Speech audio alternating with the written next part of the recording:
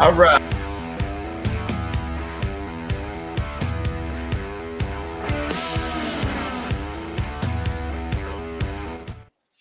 Good morning and happy Monday to all you magnificent melon heads of the world. Today is March 18th, 2024. And the top story this morning is once again artificial intelligence. The AI mania continues, and the wonderfully ridiculous headline this morning is how Apple and Google, parent Alphabet company, are both rallying this morning on this news that Apple is supposedly rumored to be, this is an emphasis, this is an anonymously sourced rumor, rumored to be in talks with Google to include Gemini, the artificial intelligence model built in to future Apple devices. Now, Apple devices already have the wonderfully functional Siri. You know, you could say, hey, Siri, what's the weather going to be like today? And Siri responds, I don't know how to bake a potato. So I'm sure artificial intelligence is going to be even better than that. Even added functionality to Siri's already exemplary performance. And you also may recall that Google's AI tool, Gemini, was so laughably bad, at least the image generator that Gemini came up with, that Google had to shut it down in an emergency just a day after rolling it out because the thing was spitting out Black George Washington. And it just, no matter how hard people tried, they just couldn't get it to create an image of a white guy. No matter what you asked Gemini, it just wouldn't do it. Because, I don't know, apparently images of Caucasians are offensive. I'm sorry if my pastiness is offending you, by the way. No offense, y'all. I mean, it's spring's coming up. I'll get a little tanner. Maybe I'll get a little less offensive. And when the sun gets here and I get the vitamin D flowing, you know, we all get that seasonal thing. But apparently this news, even though Gemini is the laughingstock of artificial intelligence, and, you know, Adobe, we talked about on Friday, how Adobe is trying to follow in its footsteps, but yet that news is enough to add billions and billions of dollars in market cap this morning. Google stock is rallying on this news. Even Apple is up. And of course, NVIDIA is up too. Well, NVIDIA's got their little AI conference that's going on today.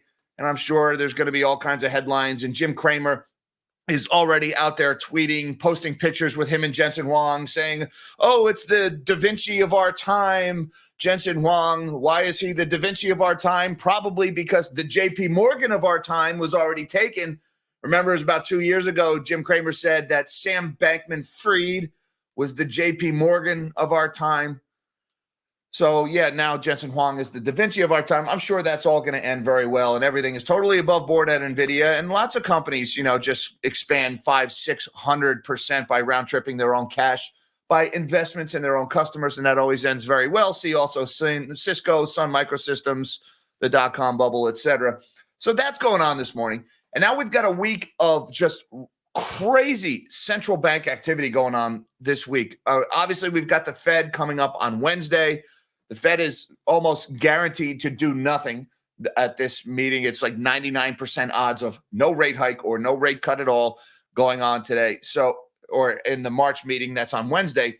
But the big question is going to be May and even June now, because the odds of those rate cuts that just a few months ago were considered a sure thing for March, now it looks like May is even off the table and June is falling fast. June is only mid 40% likelihood that we get a rate cut even in June right now. So at least from interest rate futures, the bond market is starting to reset its expectations for a dovish Fed, but stocks are just not paying attention. Stocks are just going up regardless of what happens at the Fed. Don't fight the Fed. Rule number one of investing is do not fight the Fed. As much as we'd all love to, graveyards are just full of guys who stood in front of the central bank and dared them to print money. But also going on this week, we've got the Bank of Japan, who is now expected to, as soon as tomorrow night, raise interest rates for the first time in 17 years. The BOJ has been in negative rate policy for a long time. It has been a very long time since they raised rates. And that's the world's third largest economy. So that will absolutely have ripple effects across the globe. But you've also got central bank meetings at the BOE. We've got Switzerland, Norway, Austria, Indonesia. I'm sorry, Australia, not Austria. Indonesia, Taiwan, Turkey, Brazil, Mexico all have central bank meetings this week. And I'm sure whatever comes out of all of these central bank meetings, it's certainly going to be good for us, the middle class, right? It's going to be great. When these guys get together and talk, good things always happen. Also, we got a lot of movement in oil price right now. The price of oil has been slowly climbing over the last few weeks, and there's been a couple of headlines out of Ukraine and Russia recently. The Ukrainian drone attacks have been targeting Russian oil refineries in the last couple of weeks, and it's taken a big chunk out of Russia's export capacity. That's starting to put upward pressure on prices. We even had a story this morning that apparently Iraq got caught cheating a little bit on their OPEC production quotas. They've been exporting a little bit more oil than they were technically allowed to under the agreement with OPEC. And so Iraq came out and announced that they're going to make up for it by underproducing in the months ahead. So that's could be putting a little bit of upward pressure on oil prices here. Now, keep in mind, guys, inflation has been rising. And one of the things that has been holding back inflation, even though services inflation keeps going up, rent and airline fares and things like that are going up, energy has been a big drag on CPI and a big downward force on inflation. It's really been core inflation that's been driving things higher. One of the reasons why the Fed is less likely to cut rates anytime soon. Well, now if energy prices are starting to come back, well, that's going to make it even harder for the Fed to act. So keep an eye on those oil prices. Natural gas is still down, near all-time lows here, but oil prices are steady climbing here, back above $80 this morning for West Texas Intermediate. And we got another piece fell off of a plane on Friday, but who's keeping track? We may have to do a standalone video about what's going on at Boeing here, guys, because what's happening at Boeing is sooner or later, probably sooner, it's going to hit GDP and it's going to hit inflation. Both of those things, just a total mess in the air travel industry right now. It looks like this latest one, it was an older plane, so I'm a little hesitant to chalk this up to a quality control issue with Boeing. Everybody's hyper vigilant about Boeing planes lately because of the anti-stall system that led to several crashes that killed hundreds of people, and then the blowout panel, and of course, whistleblowers winding up dead under very suspicious circumstances. Video surveillance footage getting deleted of work on components that failed mid-flight. So any headlines involving Boeing are going to get added scrutiny these days. So we got that going on this morning. A lot happening in the world today, guys. Why don't we shrink my big melon of a head and let's get into this market this morning and see what is going on here. First, I got to find the right button to hit. There we go. It's Monday. Forgive me, folks. And while we're doing this, don't forget that like button and that subscribe button if you're new here. Have your coffee with the melon heads because we do this every morning. Right now, the S&P is up 42 points or 0.83% higher right here. This was the announcement of that rumor between Apple and Google, and the market just started climbing. It just loved that news, that noise, whatever you want to call it. Anything involving AI, and people just go out and buy stocks. It makes perfect sense, right? The Dow is up 82 points or 0.21%, not doing quite as well as the S&P this morning. And the NASDAQ is leading the way higher, of course, because it's a tech rally this morning, up 234 points ahead of the opening bell, 1.32% higher. You're going to hear a lot about AI this week, guys, with that NVIDIA conference going on, so I'm sure there's going to be more headlines and more nonsense around AI this week. The U.S. dollar is marginally stronger here, up 1 basis point at 103.44, essentially unchanged on the day. And the yield curve, we've got yields are a little bit higher this morning. The 30-year Treasury's up almost 3 basis points at 4.455. The 10-year is up 2 points, yielding 4.327.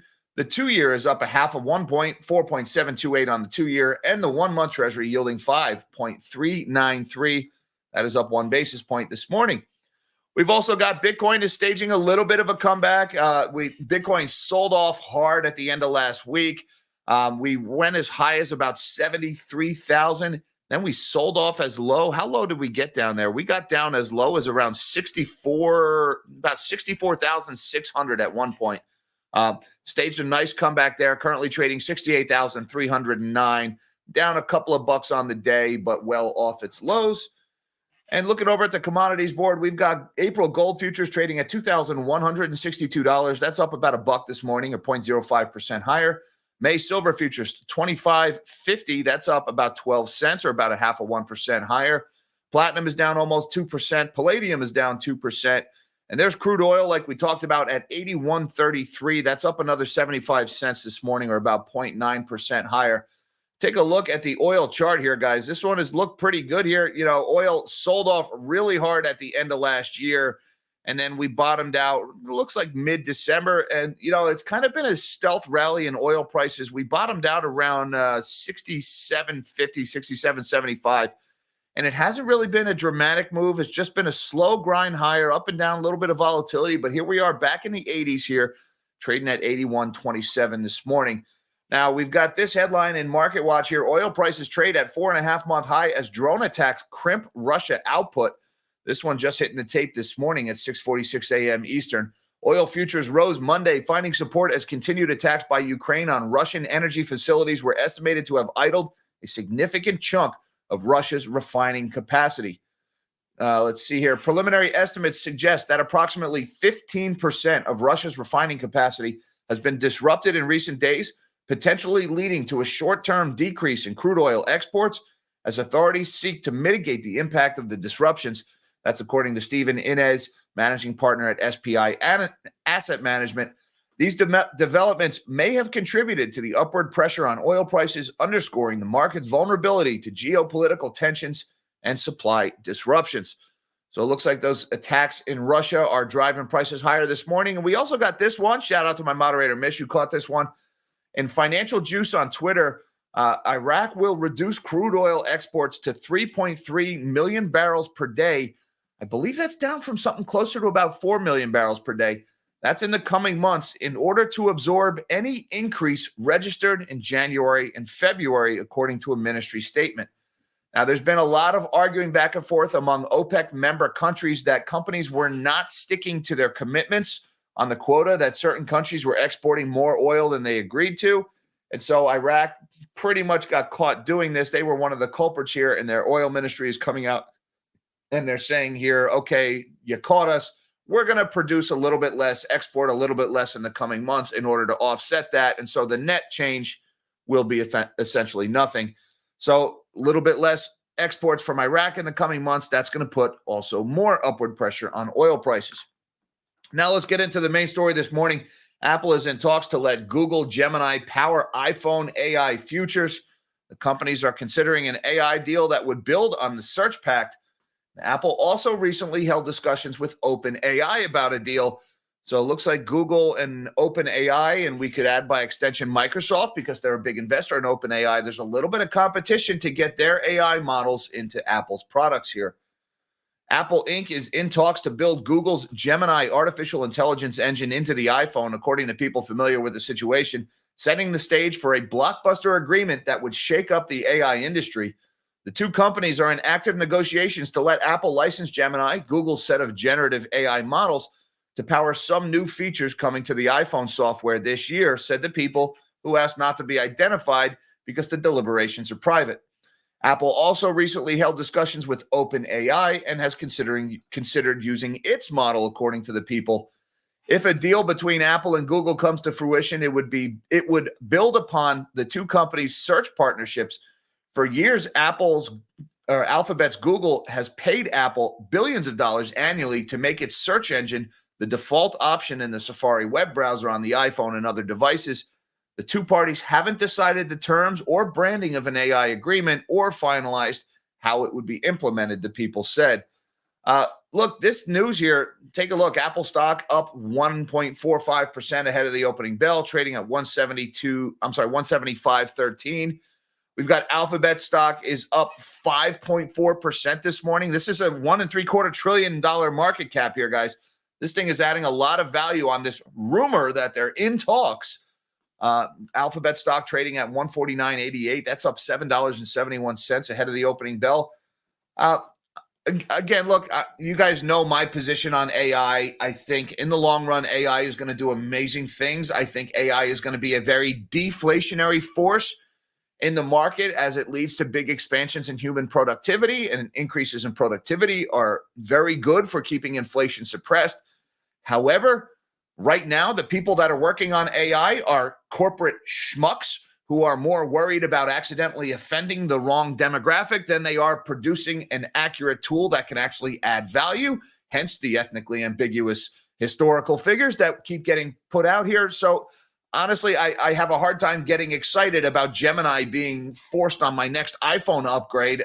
I'm not sure I want Gemini on my phone, to be honest with you. Knowing what Gemini does and what Gemini thinks of me because of my complexion, I'm not crazy about using the product. I'm not going to lie. I mean, it's already told me it hates me. So I don't know. Maybe I'm overthinking this here, but I just have a hard time getting excited about this. Again, the technology will eventually get to a point where it does amazing things. It is really, really far away at this moment. And the idea that a company like Google is suddenly up 5.5% on the rumor that they're in talks, not even that the deal was announced, just the rumor that they're in talks, especially because the same rumor came out about one of their competitors a few weeks ago.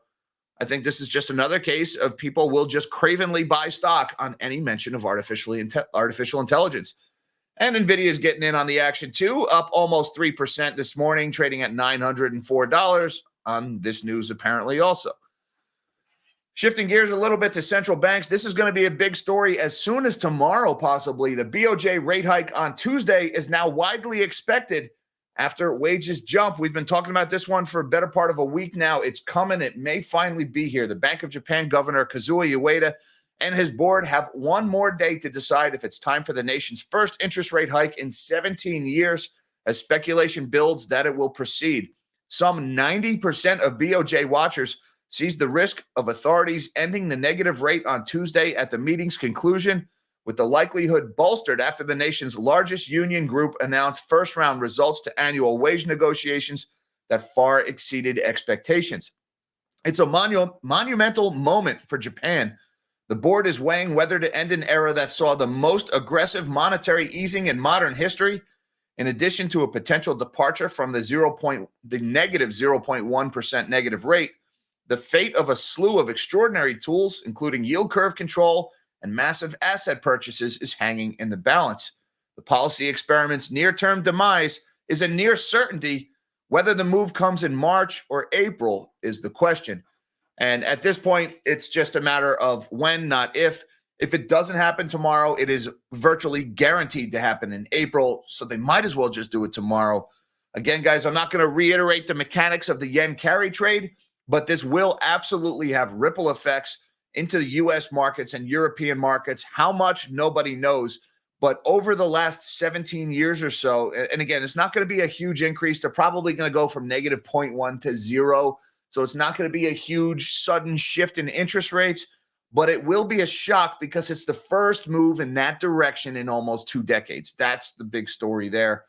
Right now, though, the Japanese, well, first of all, take a look at this chart. This just goes to show you how different Japan has been from the rest of the world, all right? This black line down here, this is the interest rate from the BOJ. This is their target rate. It's been negative 0.1 since 2016, all right? I mean, this is not the negative rates in Japan is not a holdover from the pandemic, guys. This goes way back. Now, you can see in pink here, this is what the Federal Reserve has been doing while the Japanese have held it down. I mean, we had the rise in interest rates, and then, the panic and the pandemic hits, and we go down to 0, and then we're not even thinking about and all that stuff, and the taper, and now rates hike, and the 75 basis point cuts, and the 50, and the 25s. And now here we are. The U.S. is flat. The European Central Bank has been doing pretty much the same thing, just a little bit less drastic than the U.S., all the while, Japan has been sitting down here at negative 0.1, just waiting. Waiting for what? Waiting for wages to rise. Well, that finally happened. So are they going to move back all the way up to 0, maybe even positive territory? It looks like that is finally getting here. Now, right now, the Japanese yen is still trading pretty low here, 149.2 yen to the dollar right now. Remember, you see this chart moving higher. That is more yen to make a dollar. So that's a weakening yen as this chart moves higher. So right now, the yen is pretty weak here. If they don't move tomorrow at the BOJ, then you can expect this chart to make a big sudden move higher. We'll see what happens, though. If they do move, we'll probably see this start to head lower. That's going to put downward pressure on the DXY, or the U.S. dollar index, which could theoretically put some upward pressure on U.S. asset prices. But we'll see what happens tomorrow. Also, let's talk about this one here this morning. United Airlines Boeing plane loses an external panel mid-flight. No, guys, this is not this isn't the same story all over again. This is a different story. This is another one. It happened late Friday afternoon after I signed off for my live stream. The FAA is investigating a loss of the panel before a Boeing 737-800 landed safely in Oregon. I want to mention that safely landed thing there. This was not an emergency landing. Nobody was hurt, but a piece fell off the plane. The U.S. FAA is investigating how a United Airlines Boeing 737-800 lost an external panel before landing safely in Oregon. United Flight 433 landed at Medford Airport at about 1:45 p.m. on Friday, carrying 139 passengers and 6 crew after departing from San Francisco, the FAA said. The FAA said a post-landing airline inspection of the 25-year-old plane revealed a missing panel. United said it would also investigate. It said no emergency had been declared because there was no indication of the damage during flight. We'll conduct a thorough examination of the plane and perform all needed repairs before it returns to service, the airline said. So, guys, this is an old plane. This is not a quality issue with a new Boeing plane. I don't know, is this a maintenance issue or an age issue? I'm not going to make any judgment. Here's actually a picture on Twitter of the section, the panel itself that was missing. Nobody was hurt. The plane landed safely. So, this is not a massive story, but it warrants attention because of all the other issues that are going on at Boeing. Anything that happens on any Boeing plane is automatically going to be front page news for a while now because Boeing has done this to themselves. Now, it looks like this morning, Boeing stock, it's down another 0.84% or about $1.53 lower, basically giving back what it gained on Friday. So net, no big moves in the stock here, trading at $181. And even United Airlines stock is basically unchanged at the moment here, trading at $43.62. So this one's not an earth mover, but there's a lot going on in the airline industry. I'll probably have more to say about that later today. This could be bringing back some older problems that Boeing maybe thought were behind them, that now, because they're having these other safety issues, those could come back to haunt the company. So keep an eye on Boeing. It's going to affect GDP and it's going to affect inflation. And last one of the day, corporate defaults are happening at the fastest pace since the financial crisis, according to S&P. This one was on March 14th. Here we are in Market Watch. Companies around the world are defaulting on their debt at the fastest pace since the global financial crisis, as high interest rates and stubborn inflation continue to take their toll, according to a report from S&P Global Ratings. According to S&P, the number of corporate defaults has climbed to 29 since the start of the year. That is the highest tally at this point in any year since 2009. Guys, you remember the beginning of 2009, January, February, March of 2009. That was peak GFC mayhem. And so we are looking at the most corporate defaults since that time. While the majority of the defaults occurred in the U.S., an uptick in European bankruptcies is alarming analysts. Since January, 8 European companies have defaulted, more than double the 3 defaults that had seen at this point in 2023. By comparison, 17 defaults occurred in the U.S., slightly less than the 18 seen at this point from last year. While the U.S. has seen a plurality of defaults, Europe has seen companies fail to make payments on their debt obligations at twice the rate of any year since 2008. So in Europe, it's even worse than the GFC, guys. Things are getting bad over across the pond there. Now, by sector, 40% of the defaults in February have involved companies in healthcare or media and the entertainment spaces.